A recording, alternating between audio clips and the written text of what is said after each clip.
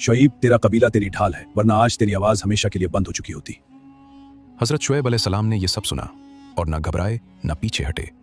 उन्होंने जवाब दिया कि मेरा कबीला तुम पर भारी है, तो क्या अल्लाह तुम पर इससे भी ज्यादा भारी नहीं?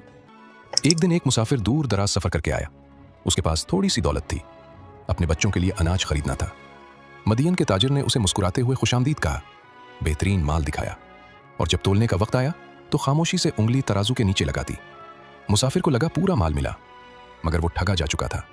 जब उसने आवाज उठाई तो पूरे बाजार ने उसे घूर कर देखा और वो खामोश हो गया। मदीन में इंसाफ नहीं बिकता था। तराजू सीधा रखने वाले गरीब मरते हैं, झुकाने वाले सल्तनतें बनाते हैं। मदीन की इन्हीं गलियों में, इन्हीं बाजारों के दरमियान एक शख्स पैदा हुआ जो उस कौम का अपना बेटा था, मगर उसकी रूह किसी और मिट्टी से बनी थी। ये हजरत शुएब अलैहिस्सलाम थे। हजरत इब्राहीम अलैहिस्सलाम की नस्ल से मदीन के एक मुअज़्ज़ज़ घराने में पैदा हुए।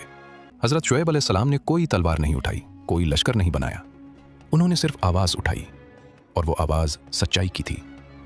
ये लड़का बोलता है तो लगता है कोई अंदर से तोड़ रहा है, मगर कोई माने तब ना। हजरत शुएब अलैहिस्सलाम ने तबलीग का आगाज इन्हीं जगहों से किया जहां जुल्म सबसे ज्यादा था, बाजार। वो काफिलों के ठिकानों पर गए, ताजिरों के दरमियान खड़े हुए और खुलकर बोले। उनका पैगाम 3 हिस्सों में था। पहला, सिर्फ अल्लाह की इबादत करो, उन बुतों को छोड़ो जिन्हें तुम्हारे बाप दादा ने खुद बनाया और खुद पूजना शुरू कर दिया। दूसरा, नाप और तोल में इंसाफ करो, यह सिर्फ तिजारत का मामला नहीं, यह अल्लाह के सामने जवाबदेही का मामला है।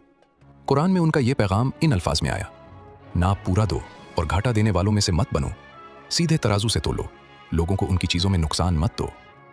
तीसरा, जमीन में फसाद बंद करो, रास्ते मत रोको, मुसाफिरों को मत लूटो, कमजोरों को मत दबाओ। ये 3 बातें सुनने में सादा लगती थीं, मगर मदीन की पूरी मईशत इन्हीं 3 चीजों पर खड़ी थी जिन्हें शुएब अलैहिस्सलाम छोड़ने को कह रहे थे। इसलिए उनका पैगाम एक नबी की दावत नहीं लगा, ये उनके निजाम पर हमला लगा। मैं तुम्हारा दुश्मन नहीं, मगर जो रास्ता तुम चल रहे हो उसकी मंजिल कब्रिस्तान है। उन्होंने अपनी कौम को याद दिलाया कि तुम कम न थे, अल्लाह ने तुम्हें वो सब दिया जो मांगा भी नहीं था। शुएब अलैहिस्सलाम की आवाज में दर्द था, इल्तिजा थी, मोहब्बत थी, मगर मदीन के कानों में तकब्बुर की रुई भरी थी।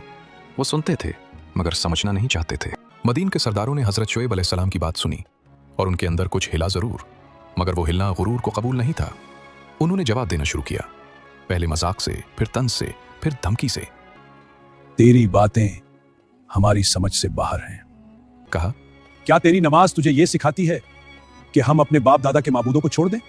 क्या हम अपने माल में अपनी मर्जी भी ना कर सकें? अगर तेरा कबीला ना होता तो हम तुझे पत्थरों से मार चुके होते। तेरी हमारी नजर में कोई औकात नहीं।